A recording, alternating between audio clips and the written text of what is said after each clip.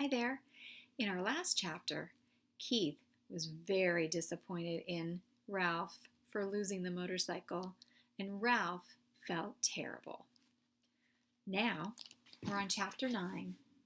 Ralph takes command. It was a sad night for Ralph, and a sad and lonely night. If he went back to the mouse hole, his mother was sure to worry him with embarrassing questions about the motorcycle. She would also expect him to clean up after the family reunion. If he took off his crash helmet, he could squeeze under the door and explore the hall on foot, but he could not bear to part with the helmet. And, anyway, he had no desire to travel by foot where he had once ridden with such noise and speed. Ralph scurried through the shadows on the floor to the curtain where he climbed to the window sill. There he sat, huddled and alone, staring out into the night, listening to the kissing sounds of the bats as they jerked and zigzagged from the eaves of the hotel, through the pines and back again. Around the window, the leaves of a Virginia creeper vine shifted in the breeze, and down in the lobby, a clock struck midnight. An owl slid silently through the night across the clearing of the parking lot, from one pine to another. Ralph could remember a time he had envied bats and owls, their ability to fly, but that was before he'd experienced the speed and power of a motorcycle. Early in the morning, the smell of bacon drifted up from the kitchen brought back all Ralph's dreams of the ground floor. It was not long until he was embarrassed to discover that Keith was awake and was lying quietly in bed, watching him. Hi. Oh, hello. Ralph wished he had returned to the mouse hole before dawn. Well, I guess it's about time for me to go home and go to bed. Keith sat up. Don't go yet. Wait until my folks get up. Ralph leaped to the floor. I didn't think you would want to talk to me after I lost your motorcycle. I may never have another chance to talk to a mouse. Ralph was flattered. It had never occurred to him that a boy would consider talking to a mouse anything special. What would you like for breakfast? Asked Keith. You mean we still get room service? After what I did? Sure. Keith pulled his knees up under his chin and wrapped his arms around his legs. You mean you aren't mad at me anymore? Asked Ralph. I guess you might say I'm mad, but not real mad, Keith decided. I've been lying here thinking it wouldn't be right for me to be real mad, because I get into messes myself. My mom and dad tell me I don't stop to use my head. Ralph nodded. I guess that's my trouble too. I don't stop to use my head.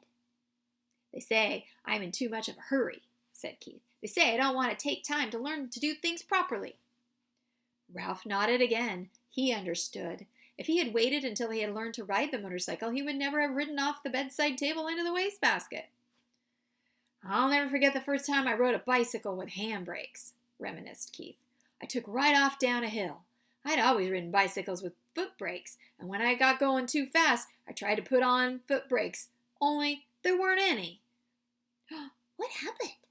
Ralph asked, fascinated. By the time I remembered to use the handbrakes, I hit a tree and took an awful spill. Somehow, the story made Ralph feel better. He was not the only one who got into trouble. The hard part is, continued Keith, I am in a hurry. I don't want to do kid things. I want to do big things, real things. I want to grow up. You look pretty grown up to me, said Ralph. Well, maybe to a mouse, conceded Keith, but I want to look grown up to grown-ups. Oh, so do I, said Ralph with feeling. I want to grow up and go down to the ground floor. Everybody tells me to be patient, said Keith, but I don't want to be patient. Me neither, agreed Ralph. Someone stirred next door in room 216. Well, I guess I better be running along, said Ralph. Say, about that breakfast. Sure. What do you want? How about some bacon? Suggested Ralph, remembering the fragrance that had floated up to the windowsill. And some toast? With jelly, agreed Ralph, and ran off to the mouse hole, eager to tell his family things were not so bad after all. They were still entitled to room service. But when Ralph reached the mouse hole, he found pandemonium. His brothers and sisters and cousins were huddled together, squeaking with fright. His mother picked up a bunch of shredded Kleenex and put it down again, only to pick up another bunch, as if she did not know what to do with it. Uncle Lester and Aunt Dorothy were there too, stuffing crumbs into their mouths as if they expected never to eat again. "Dear me," Ralph's mother was saying, "whatever shall we do? Oh, Ralph, there you are at last. Where on earth have you been? Never mind, we haven't time." "Time for what?" asked Ralph. "What's going on around here anyway?"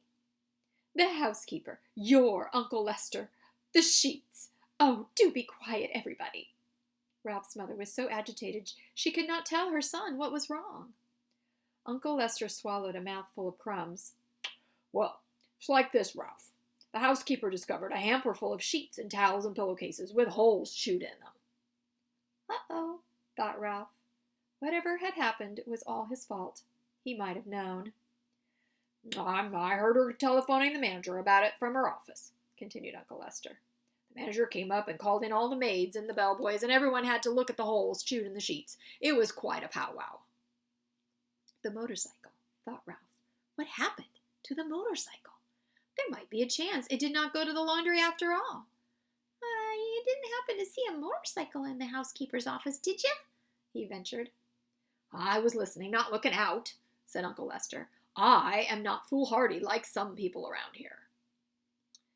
"Ralph, you know what this means." His mother managed to pull herself together to say that much. "It means war on mice," said Aunt Dorothy ominously. "It means traps and poisons," said Uncle Lester. "Who knows? This time the management might even spend money on the exterminator. We shall have to flee. There is nothing else to do." "And if we flee, will the owls get us?" asked Ralph, causing the brothers and sisters and cousins to set up an awful squeal. "Shh!" The mother mouse fluttered her paws in alarm. "Flee?" Ralph was bewildered. "Flee and leave room service?"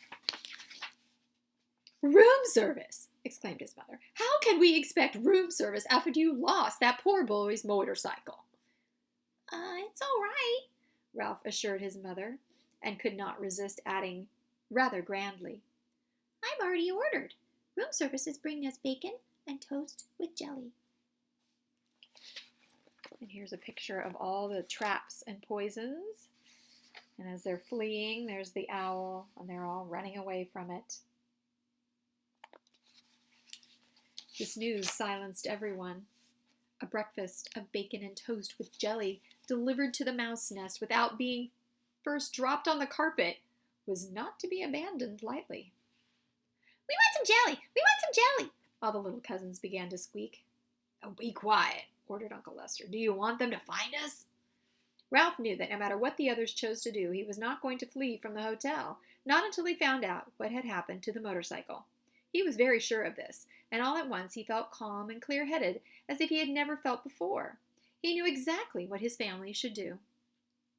"Be quiet, everybody," Ralph ordered, standing up straight and tall to his relatives, so his relatives could see him. "I will tell you what we are going to do." "I'll see here, Ralph," interrupted Uncle Lester. "You are pretty young to be giving orders to your elders." "Now, Lester," said Uncle Dorothy, "let's listen to Ralph. After all, he has our food brought up by room service. No one else in the history of the family has managed that." This silenced Uncle Lester, and Ralph was allowed to continue. "What we should do is keep quiet for a few days." Here he looked down at his little cousins, who for once in their lives were not squeaking. "I will arrange for room service to bring our meals so we won't have to go scrambling around in the woodwork or scrounging around in the rooms. That way we won't be tempted to taste any poisoned food or go near any traps, and if the management doesn't see or hear any of us for a few days, they will forget about us. They always do." "Now, just a minute," said Uncle Lester. "This boy won't be here long. You know how it is with people. Here today and gone tomorrow." Ralph had the answer. "This is only Sunday. He won't be here until Tuesday because Monday is the 4th of July, and his father says he won't drive in holiday and weekend traffic. He always brings us plenty, and if we don't stuff ourselves, we can save enough to last until the management forgets us." Uncle Lester nodded thoughtfully. Well, that seems like a sound idea. Yes, but Ralph, there's one thing that worries me, said his mother. How are we going to tip room service? When people have a waiter bring food to the room, they always give him a coin or two for his service. We haven't any money.